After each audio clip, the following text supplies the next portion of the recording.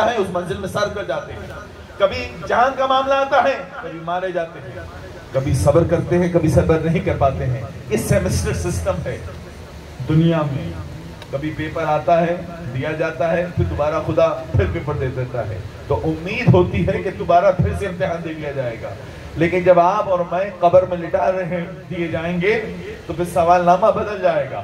ایسے ہی عزیزان، اب میں لا کے یہی بتا رہا ہوں کہ دیکھیں ڈائمنشنز بالکل الگ ہیں۔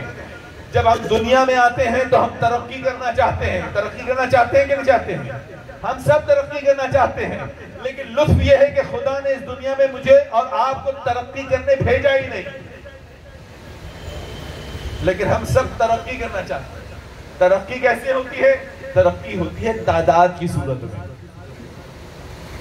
ناپ تول کی صورت میں، جائیداد کی صورت میں، پوزیشنز کی صورت میں، میرے اور آپ کے حاصل کی صورت میں، کہ میرے پاس کون سی گاڑی ہے، آپ کے پاس کون سی گاڑی ہے۔ ترقی ایسی ناپی جاتی ہے کہ نہیں جاتی ہے؟ کس کا مکان کتنا لمبا چوڑا ہے، کس کے پاس کتنی مکانیت ہے، کس کے پاس کتنی دولت ہے، کس کے پاس کتنی اولاد ہے، وہی متاع حیات ایسی ہے۔ تو جو ہم ترقی ہے وہ کس لیے ہے؟ ناپ تول میں جو چیز آ جائے وہ ترقی ہے۔ یہ میرے اور آپ کے دیکھنے کا زاویہ ہے، لیکن خدا نے ترقی کرنے کے لیے بھیجا ہی نہیں ہے، خدا نے تو کمال حاصل کرنے بھیجا تھا۔ ترقی عمودی ہوتی ہے، کمال افقی ہوتا ہے، ورٹیکل، یعنی مجھے اور آپ کو کمال تک پہنچنا تھا، خدا نے خلق کیا تھا کمال تک جانے کے لیے، نہ کہ ادھر سے ایکس پوائنٹ سے وائی پوائنٹ پہ جانے کے لیے، کہ تم خالی ہاتھ تھے اور تمہارے پاس 4 گھر ہیں، پہلے تم بیکار تھے اور تمہارے پاس 5 گاڑیاں ہیں۔ خدا نے مجھے اور آپ کو اس پہ اسیسمنٹ ہے ہی نہیں، یہ دنیا کی اسیسمنٹ ہے کہ کسی اور کو ناپا جائے، لیکن خدا کے ہاں اسیسمنٹ یہ ہے کہ ہم نے تمہیں خلق کیا تھا، یہ بتاؤ کتنے کمالات تم نے اپنی ذات میں اکٹھے کیے ہیں۔ تم پہلے ڈرپوک تھے اب کتنے شجاع ہو، پہلے کتنے کنجوس تھے اب کتنے سخی ہو۔ بھائی بتاؤ نا، یہ سارے جو اوصاف انسانی ہیں اس میں کتنی ترقی پائی، اس پہ سوال ہوگا۔ اور میں اور آپ لگے ہیں ترقی میں، وہاں پہنچیں گے تو سوال نامہ بدلا ہوگا۔ یہ بتاؤ اپنی ذات میں کتنے جوہر اکٹھے کر کے لائے ہو۔ میری اور آپ کی اپنی ذات میں کبھی متوجہ ہوئے ہیں کہ کبھی مجھ میں اور آپ میں ہم پہلے بے صبر تھے اب صبر زیادہ ہو گیا؟ بلکہ الٹا ہو رہا ہے، پہلے لوگ صابر تھے اب بے صبر ہوتے جا رہے ہیں۔ کبھی ٹریفک میں معاملہ دیکھیے، کبھی اور آپ جہاں نظر اٹھا کے دیکھیے، ہر چہرے پہ پریشانی معلوم دیتی ہے۔ کیوں پریشان ہے؟ کیونکہ انسانی اوصاف جو تھے وہ کمزور پڑ گئے، کردار کے جو جوہر ہونے چاہیے تھے اس کی طرف توجہ ہی نہیں ہے، صرف ترقی ہو رہی ہے، کمال کہیں نہیں ہے۔ اب آخری جملہ سنتے جاؤ، کمال کہتے کسے ہیں؟ جب کوئی وصف انسانی اپنے اس درجہ کمال پر پہنچ جائے کہ جس میں وہ اظہار ہونا چاہتی ہو، وہ کمال پر پہنچنے کے بعد وہ صفت انسانی جب اظہار کی منزل پہ آنا چاہے اس مقام کو جمال کہتے ہیں۔ کیا کہتے ہیں؟ جمال کہتے ہیں۔ اب سمجھنا کہ جمال کسے کہتے ہیں۔ اب میں آپ کو جوڑ رہا ہوں مولا کائنات سے۔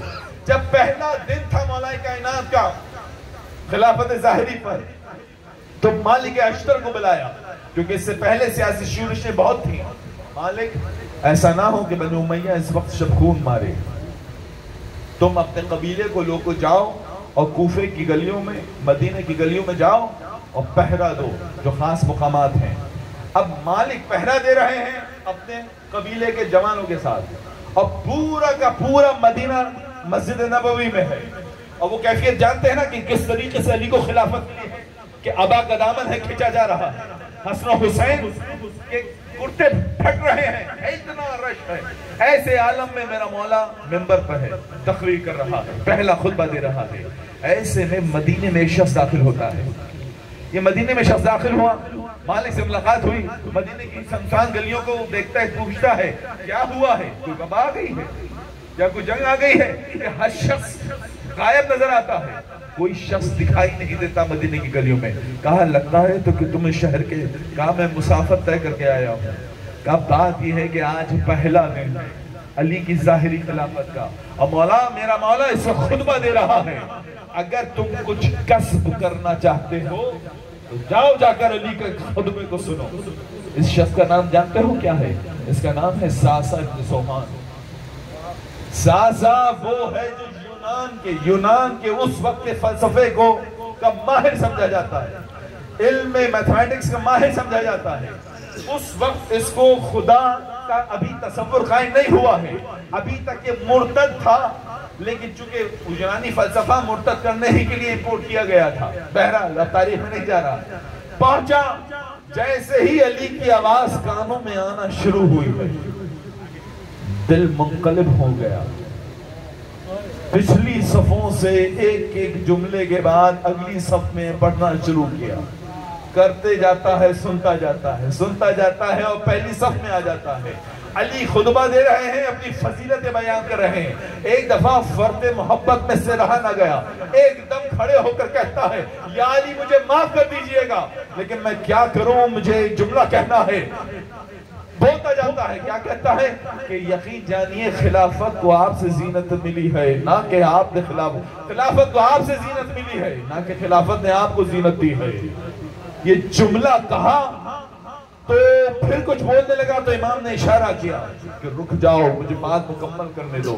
امام کا خطبہ کمپلیٹ ہوا. یہ شخص ہے جو فرد محبت میں ڈوب چکا ہے. ادھر امام مسجد سے باہر نکلے ہیں, ساسا سر جھکائے ہوئے پیچھے پیچھے چل رہا ہے. جب سب مجمع چھڑ گیا تو امام نے بلایا, بتاؤ ساسا تم کیا کہنا چاہتے ہو؟ کہا کہ مولا بس یہ کہنا چاہتا ہوں کہ کعبے کو آپ کی ولادت نے کعبے کو عزت دی ہے, کعبے نے آپ کو عزت نہیں دی ہے. بس بیان فضائل بیان کرتا جاتا ہے کہ آپ کو اس نے زینت دی ہے. نہیں مولا, آپ نے اس کو زینت دی ہے. تقوی کو آپ نے زینت دی ہے, تقوی نے آپ کو زینت نہیں دی ہے. بیان کرتا جاتا ہے, امام سنتے جاتے ہیں. جب مکمل ہو گیا تو کہا کہ جو کہہ رہا ہے صحیح کہہ رہا ہے, لیکن بات یہ ہے کہ خدا نے مجھے بھی زینت دی ہے. اور زینت کیسے دی ہے؟ کہا مجھے جو زینت ملی ہے وہ میری بیٹی زینب کی وجہ سے ملی ہے. اور جب گود میں آئی ہے رسالت, ماں کی گود میں تھی, تو کہا ابو الحسن بیٹی کا نام رکھ دیجئے. کہا کہ میں کیسے رسول خدا سے سبقت لے لوں. ادھر نبی آئے تو کہا کہ میں کیسے خدا سے سبقت لے لوں. تو اوپر سے فرشتہ آیا ہے اور کہا کہ اس بیٹی کا نام زینب رکھ دیجئے, کیونکہ یہ اپنے باپ کو زینت دے گی. اللہ اکبر. عزیزوں کیا بات ہے اس زینب کی, جو علی کی تمام تر فضیلتوں کو, زینت بنی ہے نا. میں نے کہا جمال کسے کہتے ہیں, زینت کسے کہتے ہیں؟ جب تمام تر کمالات انتہا پر پہنچ جائیں اور ظاہر ہونا چاہیں, اس مقام کو زینت کہا جاتا ہے. اب اگر علی کے کمالات کو دیکھنا ہو تو زینب کبریٰ کو دیکھو, علی کے علم کو دیکھنا ہو تو زینب کو دیکھو, علی کے علم کو دیکھنا ہو, علی کی شجاعت کو دیکھنا ہو. عزیزارو یہ پنجتن میں ظاہراً شامل تو نہیں ہے, مگر پنجتن کا خلاصہ اگر کوئی ہے تو زینب کبریٰ. خلاصہ ہے تو بس زینب کبریٰ ہے. جب چاہا محمد بن گئی, جب چاہا علی بن کر دکھا دیا, جب چاہا بھائی حسن بنی ہے, جب چاہا حسین بنی ہے. عزیزارو جب چاہا ماں زہرا بنی ہے. میں تمہیں مثالیں دے دوں محمد کیسے بنی ہے. دیکھو محمد کی زندگی میں جو سب سے زیادہ روایتیں کسی ذات کے بارے میں ملتی ہیں, ابن عباس کہتے ہیں کہ میں نے اپنی زندگی میں رسول خدا کو ذات علی کے بارے میں جو احادیث انہوں نے بیان کی ہیں اس کی کل تعداد 23,000 ہے. 23,000 احادیث کس کی شان میں ہے؟ مولا علی کی شان میں ہے. عزیزارو یہ ہے محمد مصطفیٰ. جب علی کی ساری زندگی تعارف میں گزر گئی ہے محمد مصطفیٰ کی, اور آخری دنوں میں جب آ گیا کہ یا ایھا الرسول بلغ ما انزل الیک من ربک, تو اعلان کیسے کیا ہے؟ اپنے ہاتھوں سے بلند کر کے کہا ہے من کنت مولا ہو فہذا علی المولا. یہ کیا کیا ہے محمد نے؟ محمد نے آنے والے علی کا اعلان کر دیا ہے. یہ کام کیا ہے نا محمد نے. اچھا کب کیا ہے؟ واللہ یعصمک من الناس. اے محمد گھبراؤ نہیں, ہم لوگوں کے شر سے آپ کو محفوظ کر دیں گے. جب لوگوں کے شر سے ضمانت آ گئی ہے، اس کے بعد محمد نے علی وقت کے علی کو بلند کر کر کہا ہے، میں کہوں یا محمد مصطفیٰ صلی اللہ علیہ وآلہ وسلم، مولا آپ نے علی کی ولایت کا اعلان بالکل کیا ہے، لیکن یعصمک من الناس کی محافظت آنے کے بعد کیا ہے. آئیں ذرا کربلا میں آ کر دیکھیں زینب نے وقت کے علی کو کیسے تعارف کرایا ہے. بھئی جس نے تعارف کرانا تھا اس کا سر تو نیزے پہ بلند ہے، لیکن زینب کیسے تعارف کرا رہی ہے؟ بتاؤ سید سجاد جلتے ہوئے خیموں میں مر جائیں یا اپنی جان کی حفاظت کریں.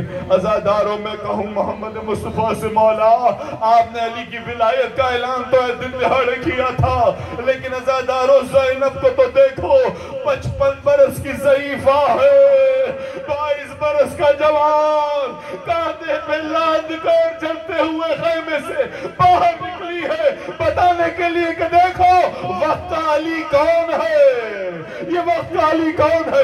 کیسے محمد بن کر دکھایا ہے. اب دیکھو علی کیسے بنی ہے. جانتے ہو علی کیسے بنی ہے؟ علی ایسے بنی، جب کوفے میں یہ قافلہ داخل ہوا نا عزادارو تو مجمع چھلک رہا تھا، مجمع چھلک رہا تھا. ایسے میں زینب نے کہا کہ سید سجاد ابن سعد سے کہہ دے کہ میں کچھ لوگوں سے بات کرنا چاہتی ہوں، ان سب لوگوں سے کہو کہ خاموش ہو جائیں. سید سجاد اپنے زنجیروں کو سنبھالتے ہوئے ابن سعد کے پاس پہنچے ہیں. جب ابن سعد کے پاس پہنچے اور درخواست کی کہ میری پھوپھی کچھ بات کرنا چاہتی ہے تو مسکراتے ہوئے کہتا ہے، ارے اس وقت خلیفۃ المسلمین بھی آ جائیں، اتنا مجمع ہے، اس کو کیسے خاموش کرایا جائے گا.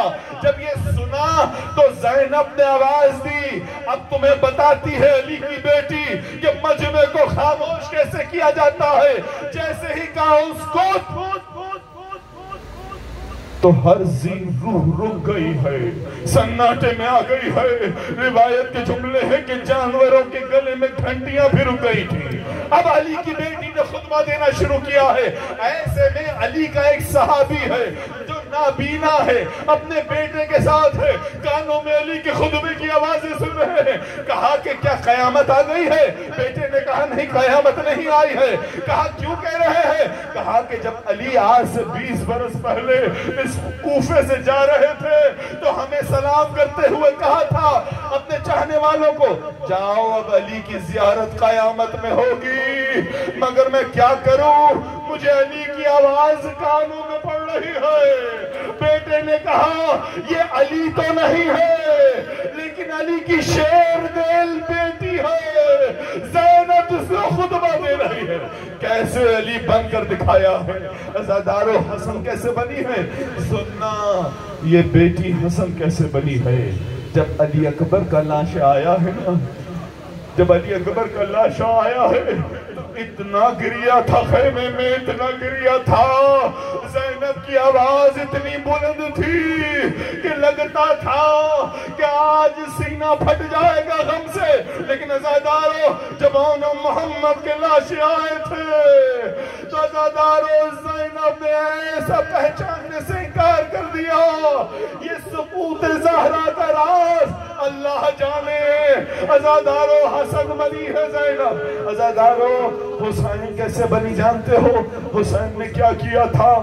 صبح سے لے کے عصر عاشور تک جو پکارتا تھا حسین دوڑتے ہوئے جاتے تھے، اس کا لاشا اٹھا کر لے کر آتے تھے.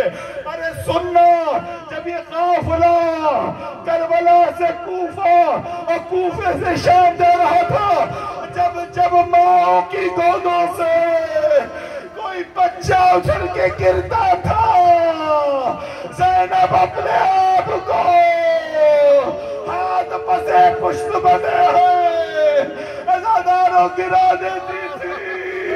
یہ کہتے ہوئے کہ ایک ایک بچے پہ گریا ہو جائے اس کا پرسا دیتی ہے زینب. اجرکم من اللہ. عزادارو حسین بن کر دکھا دیا. عزادارو اب سننا چاہتے ہو تو آخری بات سن لینا.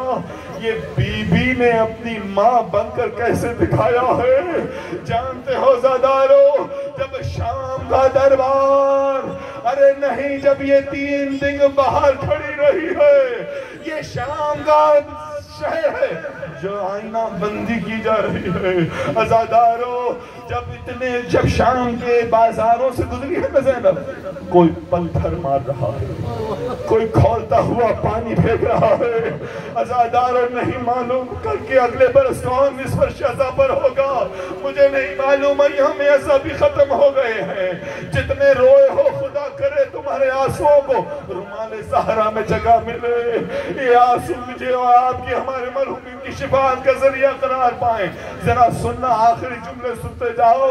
عزادارو، جانتے ہو اس میں ایک نبی کا صحابی ہے جو شام کا رہنے والا ہے، یہ آیا مسافر سے طے کر کے آ رہا تھا، جب شام کی ان گلیوں سے گزر رہا تھا تو اس نے جا بجا خون کے نشانات دیکھے تو کہتا ہے، اے اہل شام، کیا ہوا ہے؟ کیا اپنے جانوروں کو اب سڑکوں میں ذبح کرتے ہو؟ عزاداروں، لوگوں نے کہا کہ نہیں، تو پھر یہ خون کے نشان جا بجا کیوں ہے؟ کہا کہ علی کی بیٹی کا قافلہ ان سڑکوں سے گزرا ہے، ارے کوئی پتھر مارتا تھا، ارے کوئی کچھ مارتا تھا، یہ اہل بیت کی بیویوں کا خون ہے۔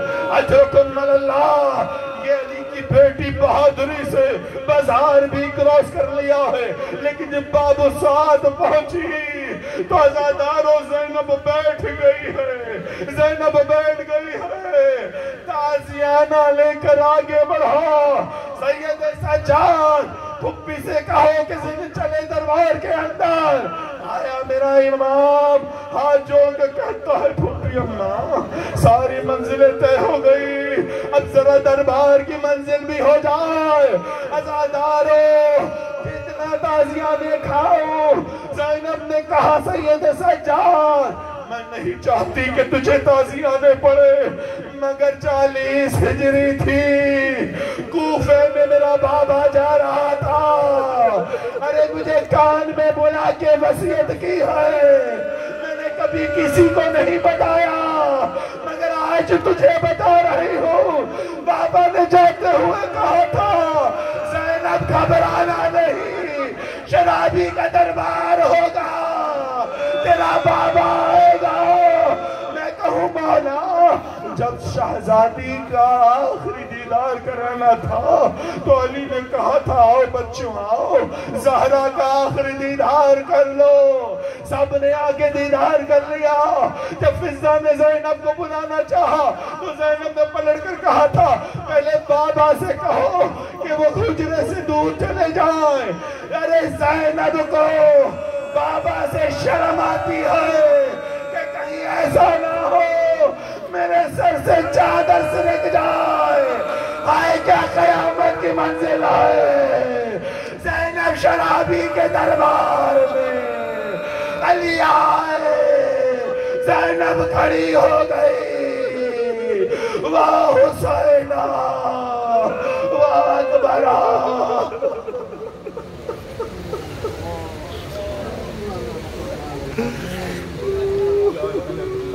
قوم الظالمین بسيعلمون الذين ظلموا أي منقلب